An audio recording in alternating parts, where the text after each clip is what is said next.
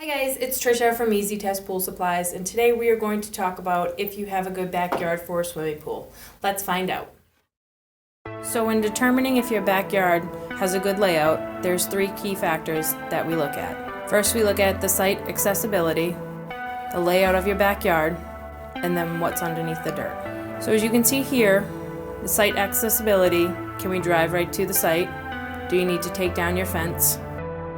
The equipment needed for the job. So we will need to be able to bring in materials and construction equipment to where the pool is being built.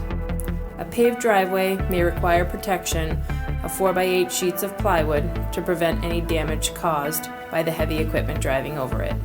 Grass or loam areas can retain water from heavy rains or melting winters, causing equipment to sink in such areas.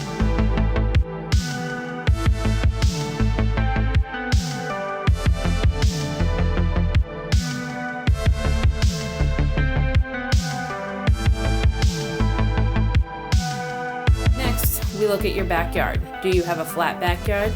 Is your yard sloped? Do we need to remove trees? Where is your septic, leach field, or well located? Do you have a sprinkler system? There are setback requirements for the position of the pool. Each town and state has different requirements. Please check. Next, we have to worry about what is under the dirt. Us at Easy Test Pool Supplies is located at the Grant State of New Hampshire, and we have other problems.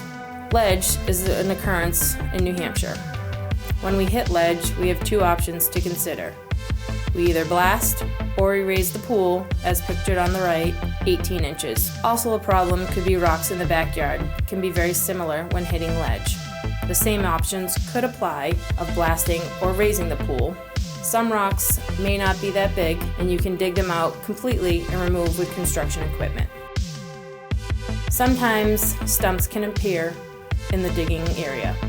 When developers are building houses and clearing land, they will bury the stumps from the trees in the backyard.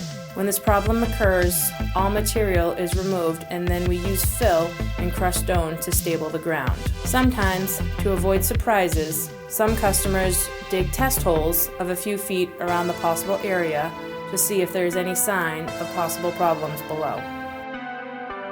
So in conclusion, when meeting with your builder or installer, as you can see, there are many questions and situations to discuss.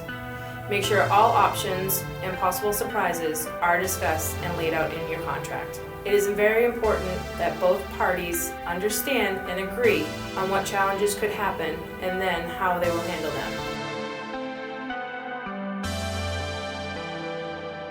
I hope you enjoyed this video. If you feel so inclined, please like, share, comment, find us on Facebook, and subscribe if you have not already. Click the bell notification to receive our most updated content. And again, this is Trisha from Easy Test Pool Supplies. Thank you for watching.